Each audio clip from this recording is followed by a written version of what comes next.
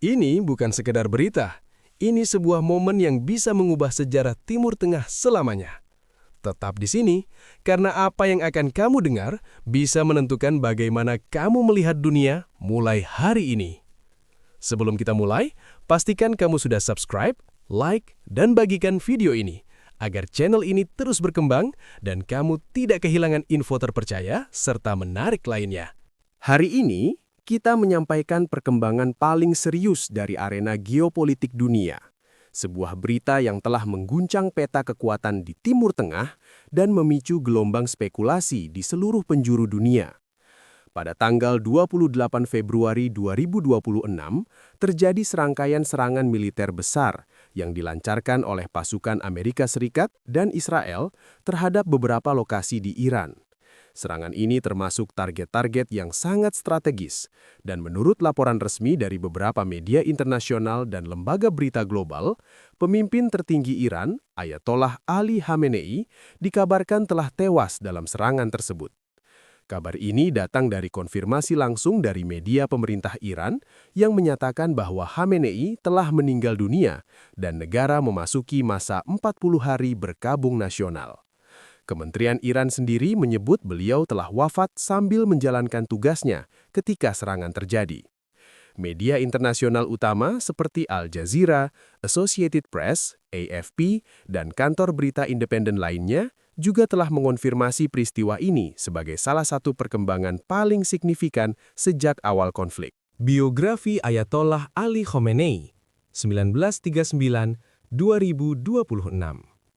Ayatollah Sayyid Ali Hosseini Khomeini lahir pada 19 April 1939 di kota suci Mashhad, Iran, sebuah pusat keagamaan Syiah di timur laut negeri itu.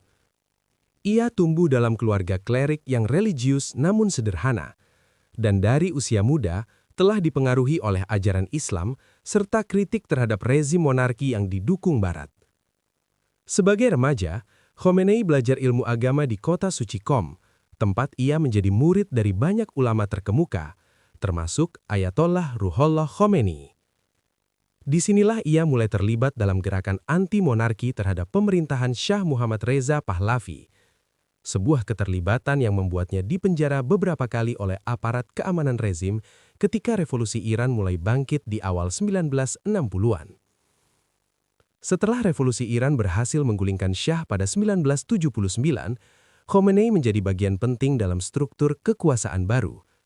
Ia masuk Revolutionary Council yang dibentuk oleh Khomeini, menjadi wakil menteri pertahanan, serta sempat memimpin Islamic Revolutionary Guard Corps, sebuah institusi militer yang kemudian menjadi tulang punggung kekuasaan teokratis di Iran. Dalam tahun-tahun awal Republik Islam, namanya terus naik. Pada 1981, ia terpilih menjadi Presiden Iran, sebuah jabatan yang pada masa itu lebih seremonial dibanding posisi Supreme Leader, tetapi tetap strategis. Tak lama setelah itu, sebuah ledakan yang diklaim dilakukan kelompok oposisi membuat Khomeini kehilangan kemampuan fisik pada tangan kanannya. Tetapi hal itu tak menghentikan karier politiknya. Khomeini menjabat 2 periode sebagai presiden hingga 1989, dan ketika Ayatollah Khomeini wafat, Khomeini dipilih sebagai Supreme Leader kedua Republik Islam Iran oleh Assembly of Experts setelah konstitusi direvisi untuk memungkinkannya mengambil posisi tersebut, meski ia bukan ulama tertinggi. Sebagai pemimpin tertinggi, Khomeini memegang kendali atas semua cabang kekuasaan negara, dari urusan militer, intelijen, dan kebijakan luar negeri, hingga keputusan strategis tentang nuklir dan hubungan dengan negara lain.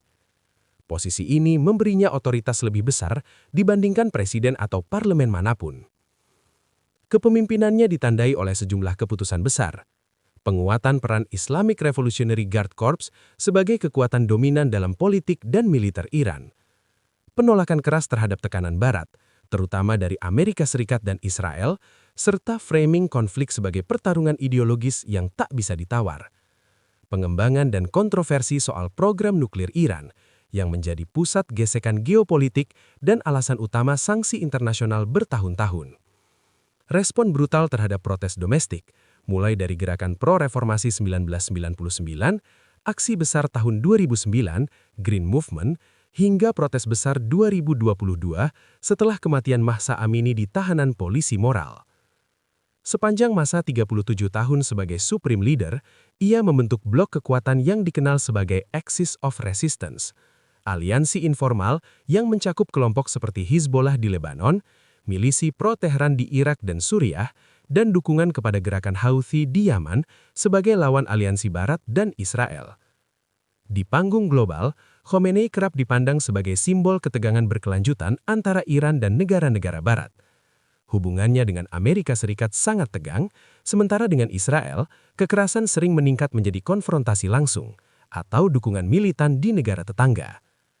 Meskipun periode pemerintahannya menyaksikan beberapa negosiasi diplomatik, termasuk persetujuan nuklir JCPOA 2015 yang ia setujui meski skeptis terhadap Barat, banyak pengamat menilai bahwa era Khomeini ditandai lebih oleh isolasi, sanksi berat, dan tekanan domestik yang meningkat daripada kemajuan sosial atau ekonomi yang signifikan. Kini, dengan kematiannya pada 28 Februari 2026, Iran menghadapi vakum kepemimpinan dan potensi perubahan besar dalam struktur kekuasaan yang ia bangun selama dekade-dekade panjang. Reaksi global dan implikasi strategis. Ketika kabar wafatnya Ali Khamenei menyebar, dunia tidak sekadar membaca sebuah berita kematian. Dunia membaca kemungkinan perubahan besar dalam keseimbangan kekuatan Timur Tengah. Beberapa laporan awal dari kantor berita internasional seperti Reuters dan Associated Press menyebut bahwa selain Khamenei, sejumlah pejabat tinggi keamanan nasional dan tokoh yang berada dalam lingkaran elit kekuasaan turut menjadi korban dalam gelombang serangan tersebut.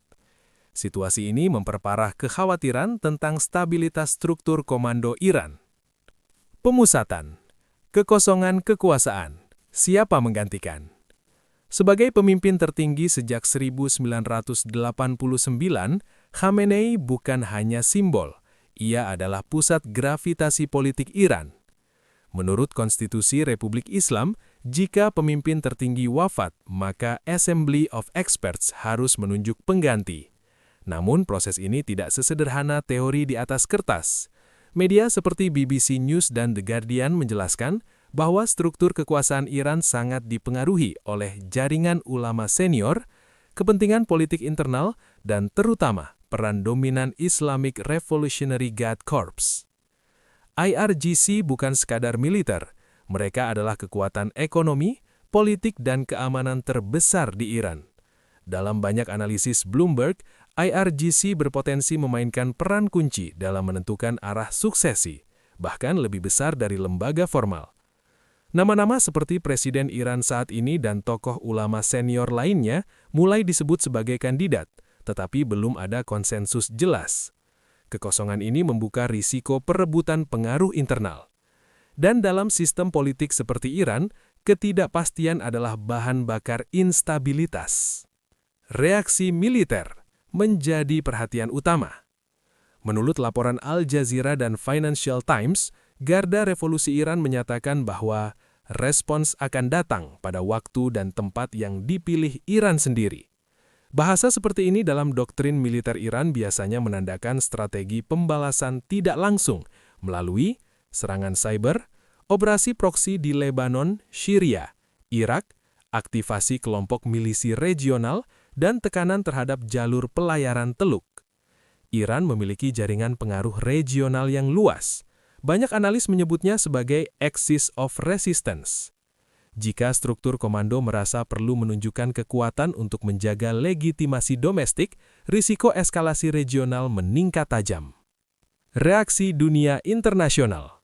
Negara-negara besar tidak merespons secara seragam. Amerika Serikat menyerukan stabilitas dan memperkuat kesiagaan militer di kawasan. Israel meningkatkan status siaga nasional. Uni Eropa menyerukan penahanan diri semua pihak. Rusia dan China menuntut penyelidikan independen atas eskalasi yang terjadi.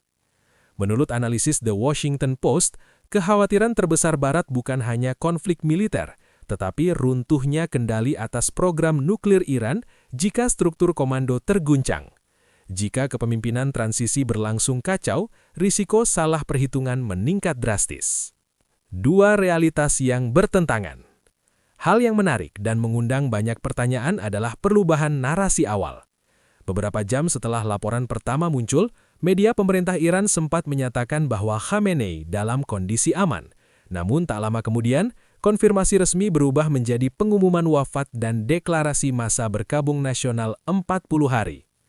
Media seperti AP News dan Reuters menyoroti perubahan komunikasi ini sebagai indikasi kemungkinan kebingungan internal awal, upaya stabilisasi publik sebelum pengumuman resmi, atau pengendalian informasi untuk mencegah panik domestik. Dalam rezim dengan kontrol informasi ketat, perubahan narasi publik seringkali mencerminkan dinamika internal yang lebih kompleks dari yang terlihat. Kesimpulan strategis. Kematian seorang pemimpin biasa mungkin hanya menjadi berita nasional. Namun, kematian seorang pemimpin tertinggi Iran adalah peristiwa geopolitik global. Ini bukan soal siapa yang menggantikan. Ini soal arah kebijakan nuklir Iran, stabilitas militer kawasan, harga minyak dunia, jalur transportasi global, dan keseimbangan kekuatan antara Barat dan blok anti-Barat. Dunia sedang menahan nafas, dan Timur Tengah kembali berdiri di persimpangan sejarah. Kalau kamu ingin tetap mendapatkan update terbaru, analisis tajam, dan perspektif mendalam tentang isu-isu global yang penting seperti ini, pastikan kamu subscribe channel ini, like video ini jika kamu merasa ini penting untuk diketahui banyak orang, share ke teman, keluarga, atau komunitas kamu. Karena berita besar seperti ini layak diketahui sebanyak mungkin orang. Terima kasih sudah meluangkan waktu untuk menonton sampai akhir. Tetap tenang, terus berpikir kritis, dan sampai jumpa di video berikutnya.